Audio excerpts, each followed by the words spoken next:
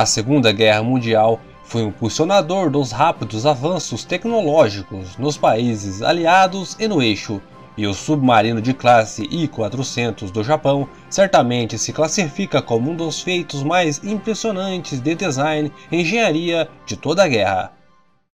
Foi o maior submarino já construído e manteve esse título até a década de 1960, quando os submarinos de mísseis balísticos nucleares foram desenvolvidos.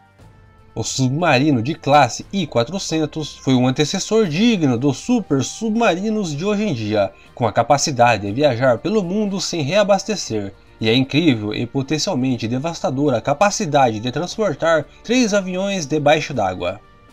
O submarino de classe I-400 foi projetado especificamente para atacar os Estados Unidos, e se alguma das missões planejadas tivesse sido realizada, dezenas de milhares de cidadãos americanos poderiam ter sido mortos.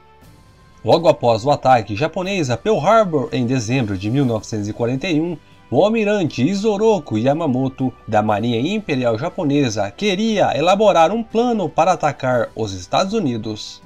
Trabalhando com o capitão Kameto Kuroshima, Yamamoto desenvolveu o conceito do submarino de classe I-400, um submarino que poderia fazer uma viagem de ida e volta do Japão para não apenas a costa oeste dos Estados Unidos, mas também para qualquer ponto do mundo, e entregar aviões a uma curta distância de qualquer alvo que escolherem. Os aviões seriam capazes de atacar um alvo despreparado e desprevenido com eficiência brutal.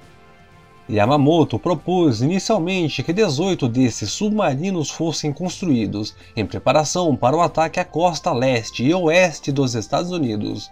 Mas a construção de submarinos tão grandes provou-se um assunto complexo e demorado, mesmo com os melhores engenheiros do Japão trabalhando neles.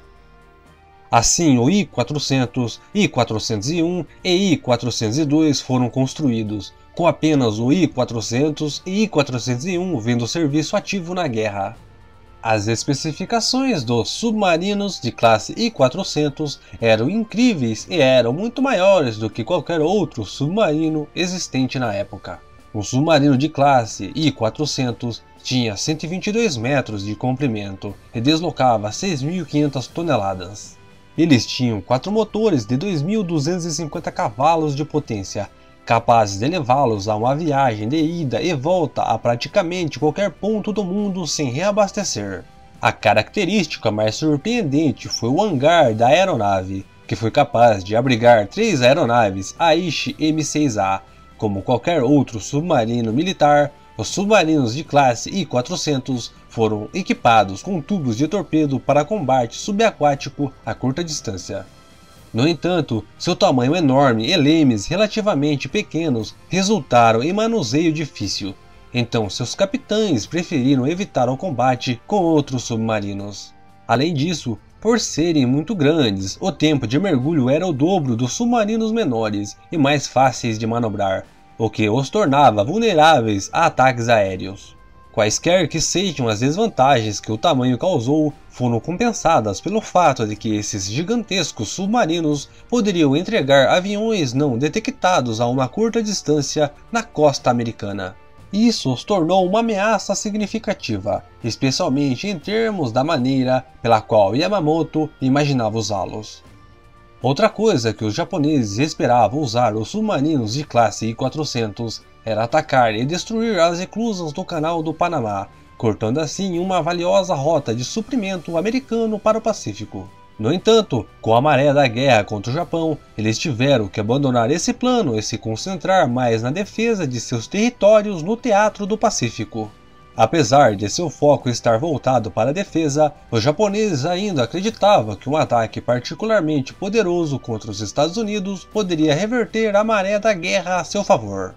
Uma operação particularmente sinistra que a Marinha Imperial Japonesa planejou para os submarinos de classe I-400 foi chamada Operação Sherinblossom at Night. Eles previram que os submarinos entregassem vários aviões Aichi M6A na costa da Califórnia, perto de San Diego.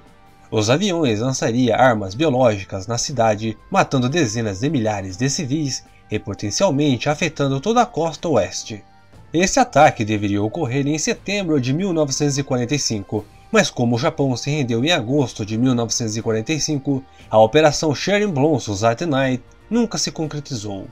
Após a guerra, a Marinha dos Estados Unidos se apossou de todos os 3 submarinos de classe I-400 e também outros 21 submarinos japoneses. Os submarinos de classe I-400 foram levados juntamente com os outros para a Baía de Sasebo, perto de Nagasaki, para estudá-los.